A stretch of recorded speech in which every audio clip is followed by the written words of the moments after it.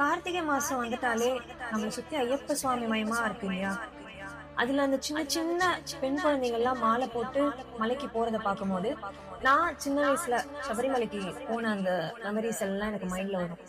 ஒரே ஒரு வாட்டி நான் 7 வயசு இருக்கும்போது அப்பாவோட நான் சபரிமலைக்கு போயிருக்கேன்.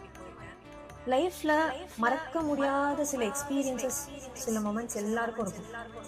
எனக்கு அப்படி ஒரு அனுபவம் தான் சபரிமலைக்கு போனது. ரொம்ப சின்ன வயசுங்கிறதுனால சுவாமி, பக்தி இதெல்லாம் எதுவுமே தெரியாத புரியாத ஒரு ஃபேஸ் ஆஃப் லைஃப்.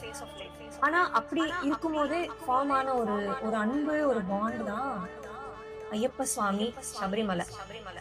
மாலை போட்டு காலையில சாயந்தரம் சுவாமிக்கு பூஜை பண்றதா இருக்கட்டும், ஆசையா கருப்பு ட்ரெஸ் போட்டுக்கிறதா இருக்கட்டும், செருப்பு இல்லாம நடக்கிறது, அந்த மாலை, துளசி மாலை, அந்த மாலை மேல ஒரு ஒரு ஸ்பெஷல் அட்டென்ஷன், ஒரு கேர் இருக்கும், பத்திரமா பாத்துக்கணும் அப்படின்னு. ஐயப்ப சுவாமி பாட்டு தினம் வீட்டுல எந்நேரமும் ஐயப்ப சுவாமி பாட்டு போயிட்டே இருக்கும். ஈஸ்தா சார், வீரமணி சார் இவங்க பாடின பாட்டெல்லாம் கேட்காம ஒரு நாள் கூட நகராது. இருமுடி கட்டின அனுபவம். அப்புறம் இங்க இருந்து சென்னையில இருந்து கோட்டயம்க்கு ட்ரெயின்ல போனது. கோட்டயம்ல ஒரு ஏர்லி மார்னிங் ஃபுல் பனிமூட்டமான ஒரு மார்னிங், அப்பா கை பிடிச்சிட்டு நடந்து போன அந்த மெமரிஸ். பம்பையில அந்த குளிர் ரொம்ப கோல்டான தண்ணியில குளிச்சுட்டு முதல்ல கன்னிமூல கணபதி சுவாமியோட தரிசனம்.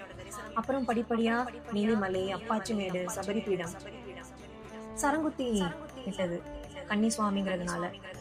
இதெல்லாம் தாண்டி 18ஆம் படி ஏறி அந்த சரண கோஷத்துக்கு நடுவுல ஐயனோட தரிசனம். அந்த கர்ப்ப கிரகத்தோட இருட்டுல வெறும் விளக்கு வெளிச்சத்துல ஒரு ஒரு தங்க குழந்தையா ஐயன் காட்சி தருவாரு.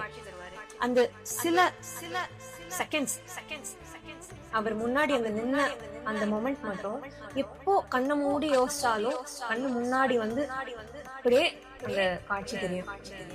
இப்போ எங்க போய் ஐயப்பன் தரிசனம் பண்ணாலும் மனசுல முதல்ல வேண்ட விஷயம், மறுபடியும் வந்து உன்னை சபரிமலையில பாக்கணும், வயசாகி அதுக்கான நேரம் வரும்போது நான் வந்து பாக்கணும் அப்படிங்கறதுதான்.